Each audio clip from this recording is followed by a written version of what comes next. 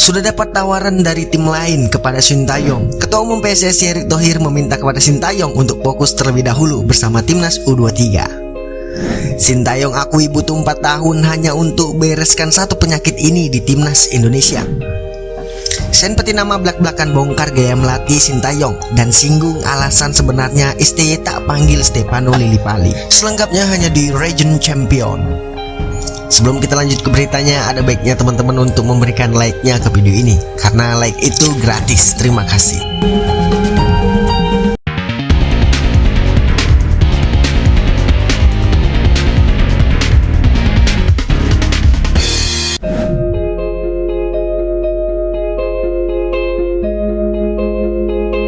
Sejatinya Erick Thohir puas atas kinerja pelatih Sintayong.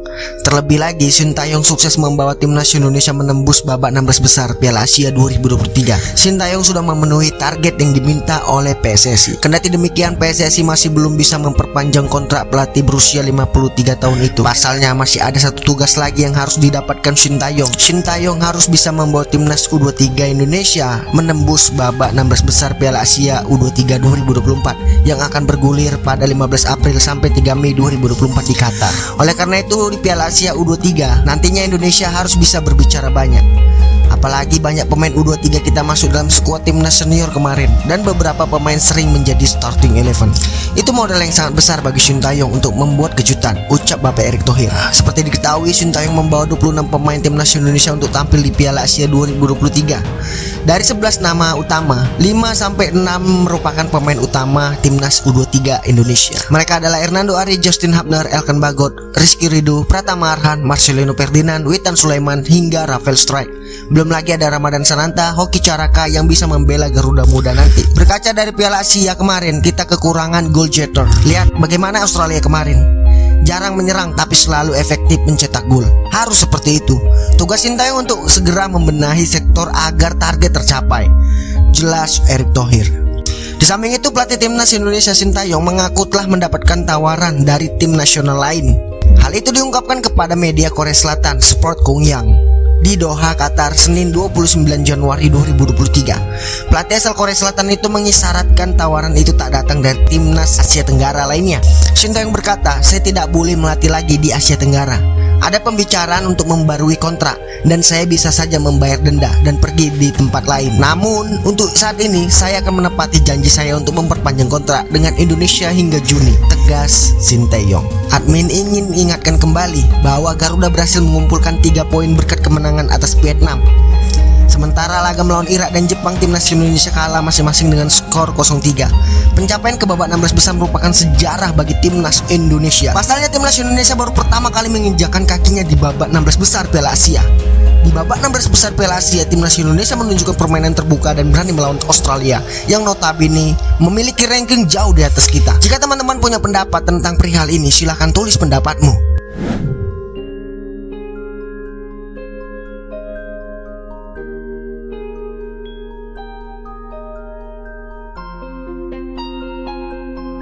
Sintayong memang sukses membawa perubahan di skuad Garuda selama menjabat sebagai pelatih. Dia dikenal sebagai sosok tangan besi terkait latihan timnas Indonesia.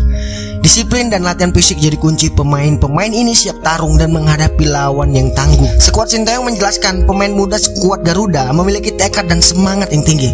Mereka siap memberikan segalanya demi membawa prestasi bagi negaranya di kancah internasional. Namun harus diakui bahwa pengalaman dan jam terbang sangat krusial dan penampilan mereka terkadang tidak stabil. Sintayong berujar, para pemain muda telah mengalami pasang surut dalam performa mereka, tetapi tekad keinginan mereka untuk terus bermain meningkat, kata Sintayong. Dilansir dari laman resmi Sportkan, pelatih asal Korea Selatan ini mengakui bahwa saat awal pemain timnas Indonesia kurang disiplin. Bahkan ada perbedaan yang sangat jauh saat dia memimpin Indonesia dan Korea Selatan. Hal ini tentu menjadi masalah dan butuh waktu untuk merubah kebiasaan buruk tersebut. Tidak seperti pemain Korea yang tiba di tempat latihan dan bersiap-siap dalam waktu 2 atau 3 menit. Pemain Indonesia tidak keluar sampai 10 atau 15 menit kemudian dan lebih santai, ujarnya. Shin kemudian membuat jadwal yang padat untuk anak asuhannya. Mereka bergerak cepat dan memiliki perencanaan waktu yang baik. Tidak hanya di tingkat senior, pada timnas kelompok umur juga menggunakan sistem yang sama. Dia bersyukur semua pemain akhirnya bisa berubah meski waktu yang dilewati tidak singkat. Jadi kami membuat jadwal di mana mereka harus bergerak cepat.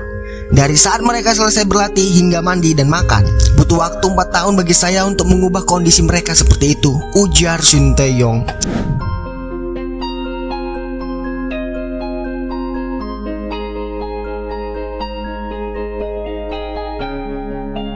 Back Timnas Indonesia Sen Patinama menilai positif keputusan Shin Tae-yong terkait gaya melatih untuk meramu skuad Garuda dalam gelaran Piala Asia 2023. Shin Tae-yong membuat keputusan berani dalam menyusun tim di Piala Asia 2023. Pelatih asal Korea Selatan itu meminggirkan nama-nama syarat pengalaman seperti Stefano Lillipali hingga Shodil Ramdhani dari skuad Garuda.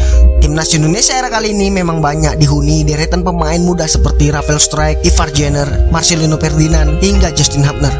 Alhasil, Timnas Indonesia menjadi tim dengan rata umur termuda yang ikut serta Piala Asia 2023. Gaya kepelatihan Shin Tae-yong pun berbuah manis di Piala Asia.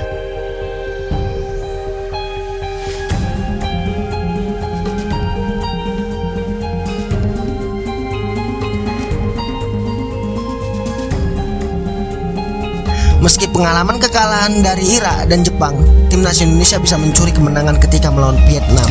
Kami mempunyai pemain skuad termuda. Usia rata-rata skuad kami ada di angka 19, 20, dan 21, kata Sen Patinama dikutip dari laman Harimau Malaya.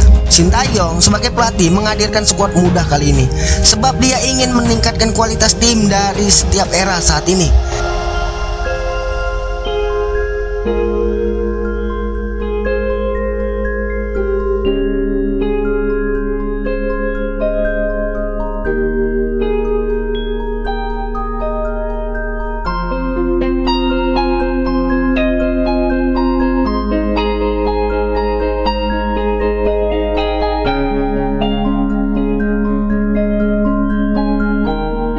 Kata Sen Patinama, kami telah memberi bukti bahwa bisa menghadirkan kualitas dan perlawanan dan bersaing melawan tim-tim terbaik, lanjut Sen Patinama.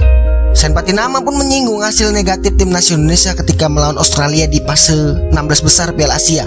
Meski kalah 0-4 dari Australia, sang pemain menilai skuad Garuda bisa menghadirkan perlawanan. Mengutip dari statistik sepanjang pertandingan, Timnas Indonesia bisa mengeklaim penguasaan bola sebesar 49% yang berbanding 51 milik Australia. Timnas Indonesia juga mampu menciptakan 5 peluang, kendati hanya 1 yang mengarah ke gawang Australia. Fakta-fakta itulah yang membuat Sen Patinama optimis Timnas Indonesia asuhan Shin Tae-yong bisa berbicara banyak dalam berbagai ajang di masa depan. Tentunya kami menderita kekalahan 0-4, akan tetapi kami tidak merasa kalah karena kami bermain sangat positif dengan hasil ini, tegas Sen Patinama. Timnas Indonesia dengan tim ini sangat bagus. Andai terus konsisten dengan permainan, kami bisa terus melangkah lebih jauh mulai dari sekarang. Bagaimana menurut kalian informasi ini? Silahkan tulis pendapatmu di kolom komentar. Terima kasih.